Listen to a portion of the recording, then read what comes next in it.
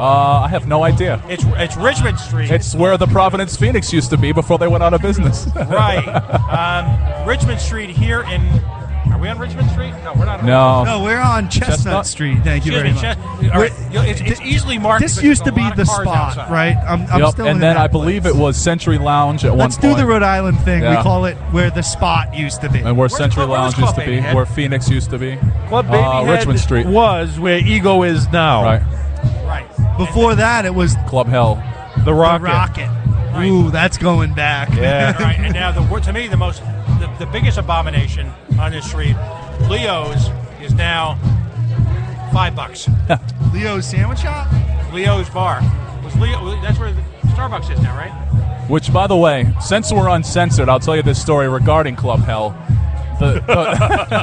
And it's not that bad, but it's for uncensored radio. Please do tell. The last night of Club Hell, Club Hell's going out of business. John throws a free show, no cover, like dollar drafts. People are literally ripping pieces off the walls to take home with them. So I have a few beers. I have to use the gentleman's room. I'm waiting in line to pee, Alcohol might have been a factor. Yeah, I had a few cheap beers, got to pee, just renting it. So I'm waiting in line. I really got to pee. So I see the stall. The stall door is closed. But sometimes the store door will be closed. There'll be nobody in there, So I say, I'm going to peek in there, see if I can pee in there. There's this poor guy sitting on the toilet with his pants around his ankles. The toilet was overflowing, and at the same time, he was throwing up. I don't know. That sounds like recycling to me. All at once, this poor guy. Don't we call that the circle of life? That is brilliant. That is absolutely brilliant. You could not write that. We've got a pretty diverse crowd here. Is that a former gubernatorial candidate? I see. Yeah. Yep. Maybe we should invite her on the air. I'm sure she would be. Is it Ann or Todd? Ann. I'm sure she'd be more than happy to talk about cannabis. Ann, come on over. And if you guys can believe it, we've been at this for 32 minutes now. Tony Jones here on Rhode Island Free Radio at rifreeradio.org. I'm with DJ Psycho Eddie. I'm with the PO Taxpayer and Dave Fisher from the Coalition. Online at coalitionradio.us. We're talking about cannabis. We're having a good time. Just tell us, why you're here tonight. Do you support what's going on? Hi, I'm Ann Armstrong, and I'm governor of Rhode Island. You're in the right place. And I think it's wonderful the legislation that's getting introduced in Massachusetts. It's actually sensible legislation. The legalization bill that just got put forward in Massachusetts has no plant limits for home grow, no weight limits in your own home, and when you go out, you can have 10 ounces of bud or 10 pounds of medibles. So that's sensible, and no sales, no stores, no business, no industry. Just grow it at home and have it. That's the way it should be. So would you think that the Rhode Island legislation lacks that kind of they're all about creating a little niche industry for their buddies. It's a revenue generator. And that's wrong. Now there's been incontrovertibly proven that cannabis is necessary for human health, that to deny people of it is tantamount to denying them of their right to life, because without cannabis, you will get cancer and die. You will get degenerative chronic diseases and suffer and die. And to take cannabis away from people is denying them their right to life. It's wrong.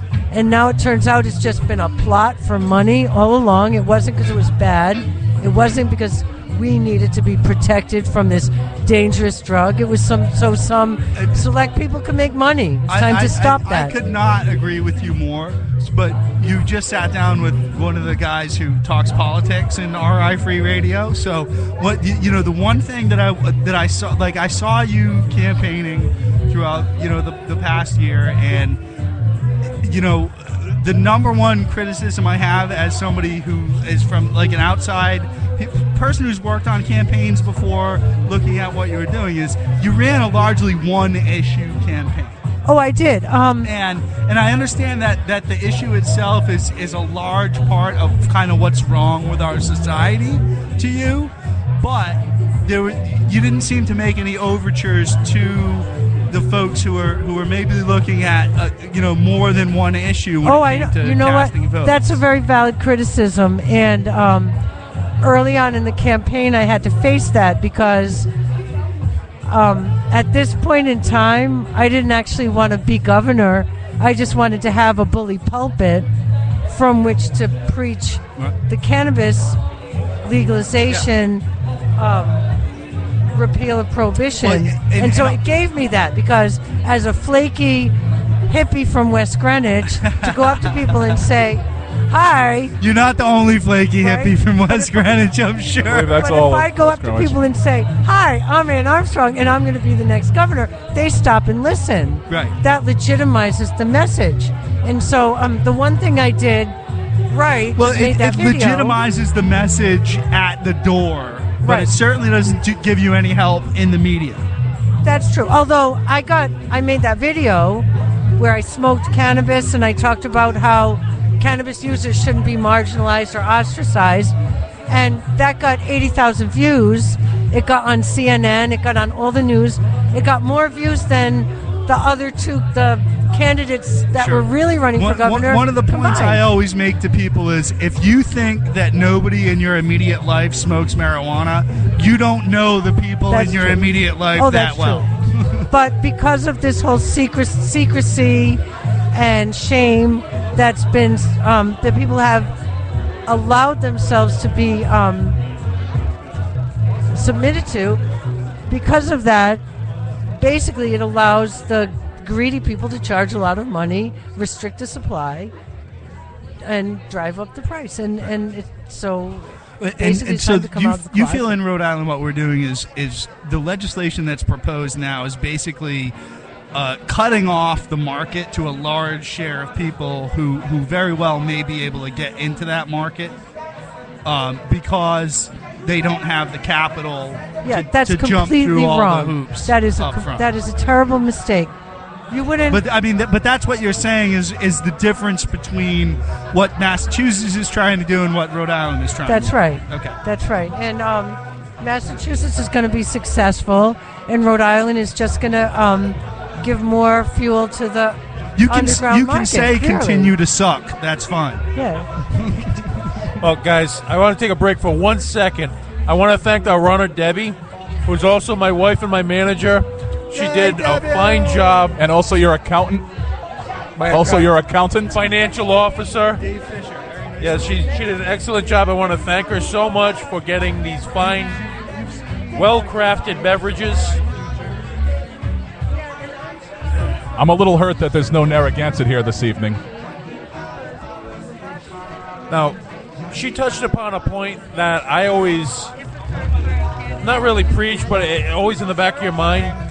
She was talking about dangerous drugs. The biggest, most dangerous drug we have right now is the power that the government is using over us. Absolutely.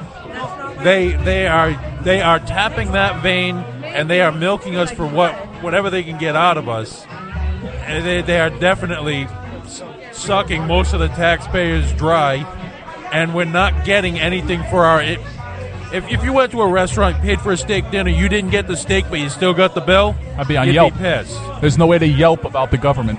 You know, I mean, ultimately, we talk about socialist workers' paradise in countries like Denmark and, the Netherlands and all these northern European countries where socialism rules, and what a wonderful life they all have. And, of course, they pay out the ass in taxes, but, allegedly they live in nirvana. Here in Rhode Island, we pay out the ass in taxes, but we live in the, effectively 1970s era Soviet Union. I mean, I just can't understand how we're investing, or I don't want to say investing because that indicates you might get a return. We're spending all this money for services we don't get, and if we do get them, they're so haphazardly done, you're better off not getting the services. right. I mean, there's absolutely. I mean, the school systems are terrible. The road, again, distinctly like a lunar landscape tonight. There's not a single thing. In fact, I challenge all the listeners, let me know sometimes a single thing that the government of the state of Rhode Island does well.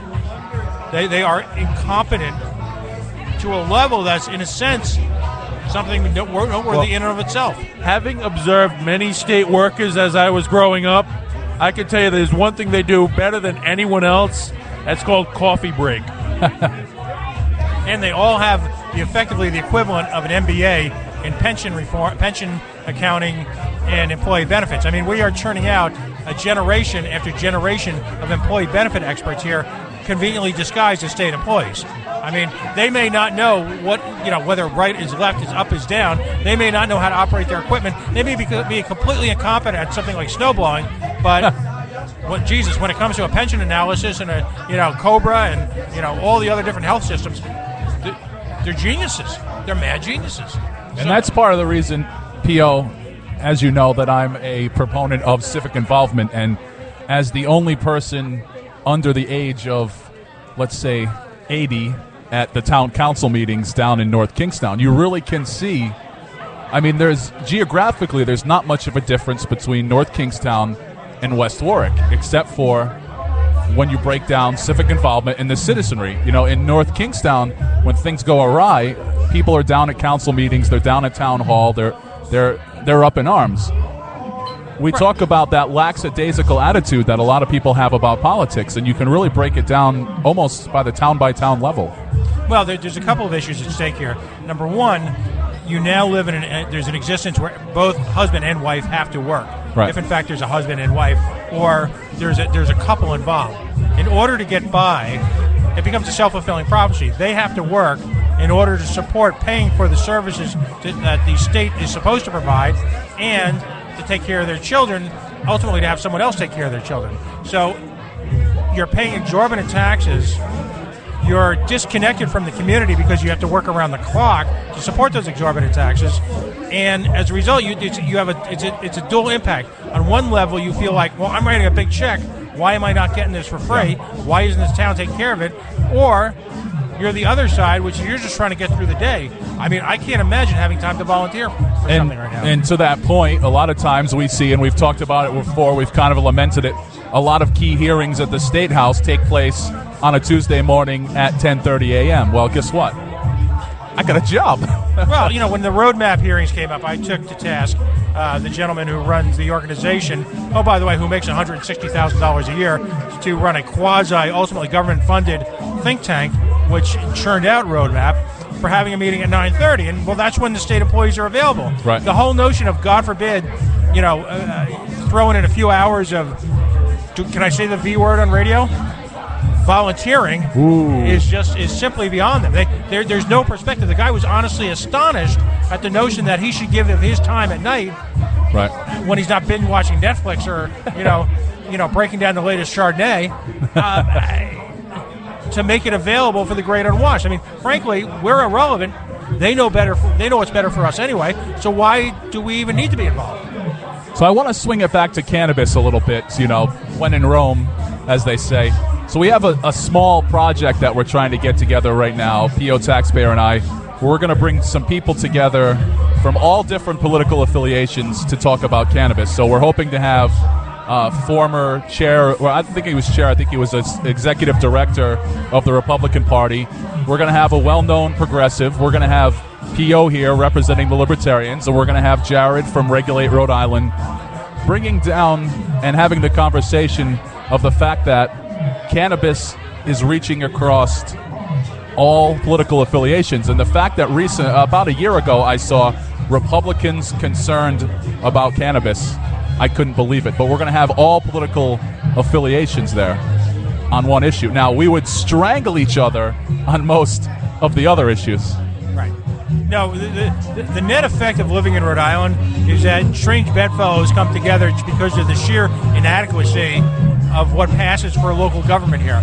So you have groups of people who would normally never agree on anything coalescing around our incompetent government. Now, when you take it to the next level and you talk about the failed war on drugs, when you talk about the economic impact on the state because of the high levels of incarceration, when you talk about gangs, when you talk about any one of a number of social ills, including public health issues, which are brought about by illegal immigration, which ultimately is spawned as a result of the war on drugs taking place in the Southern Hemisphere, when people of good feeling and maybe a couple of beers or a couple of hard ciders get together, and maybe, hypothetically,